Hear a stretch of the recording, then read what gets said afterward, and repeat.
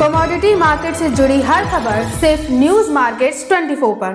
खबर काम की।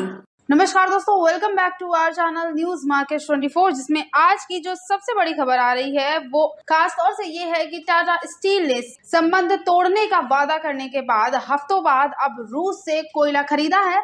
और साथ ही खबरें ये भी हैं कि देश में कोयले के घरेलू उत्पादन में भी लगभग 28.6% तक की वृद्धि देखी गई है। तो कोयले को लेकर किस तरह की वृद्धि बाजारों में हुई है, किस तरह का प्रोडक्शन बढ़ा है और साथ ही टाटा स्टील ने जो कोयला रूस से खरीदा है उसका आगे चलकर बाजारों पर किस तरह का प्रभाव आपको देखने को मिलेगा, इन सब बारे में विस्तार से आगे खबरों में बात करेंगे। इसलिए आप हमारे साथ खबरों में अंत तक जरूर बने रहिए। टाटा स्टील जो कि भारत के शीर्ष इस्पात निर्माता है, उन्होंने रूस के साथ व्यापार बंद करने का वादा करने के हफ्तों बाद रूस से अब जाकर मई की दूसरी छमाही में लगभग 75,000 टन कोयले का आयात किया है। उन्होंने कोयला रूस से खरीदा है। सूत्रों के अनुसार खबर यह है कि मई में टाटा स्टील ने रूस के वेनिनो बंदरगाह से स्टील बनाने में इस्तेमाल होने वाले लगभग 75,000 टन पीसीआई कोयले को भेजा, जिसमें 42,000 टन 18 मई को पारादीप में एक बंदरगाह में और हल्दिया में 32,500 टन उतारे गए। एक प्रवक्ता के द्वारा ये बताया गया कि रूस से कोयला आयात करने का सौदा कंपनी द्वारा रूस के साथ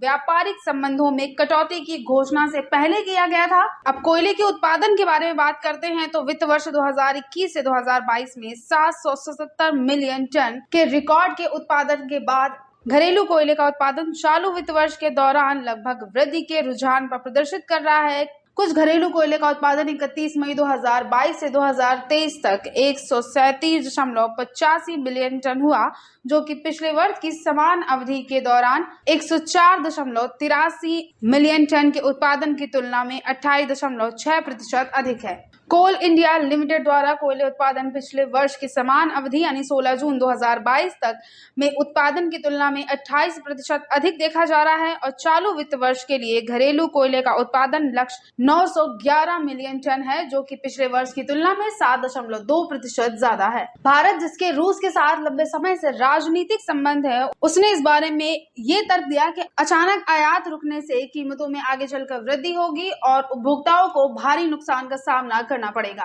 टाटा स्टील एकमात्र प्रमुख इस्पात निर्माता थी जिसने ये घोषणा की कि वह रूस के साथ व्यापार करना बंद कर देगी और अन्य भारतीय लोहा निर्माता रूस से भारी मात्रा में कोयले का आयात कर रहे हैं। भारतीय इस्पात निर्माताओं के लिए सस्ते कोयले की आपूर्ति अब विशेष रूप से महत्वपूर्ण है, क्योंकि वो स्थानीय मुद्रास्फीति को रोकने के लिए पिछले महीने भारत सरकार द्वारा लगाए गए निर्यात शुल्क से जूझ रहे हैं। 21 मई को निर्यात कर लगाने के निर्णय के बाद निफ्टी मेंडल इंडेक्स 2% से अधिक गिर गया और टाटा स्टील में लगभग 26%, जेएसडब्ल्यू स्टील में 12% की गिरावट दर्ज करी गई और साथ ही जिंदल स्टील और पावर के शेयरों की घोषणा के बाद उनके मूल्य 21% तक बाजारों में गिर गए। निर्यात कर लगाने का असर पूरी तरह से बाजारों पर देखा गया। कई कंपनियों के बाजारों में शेयर गिर गए और यही वजह है कि टाटा स्टील ने दोबारा से रूस से कोयला आयात करना शुरू कर दिया है।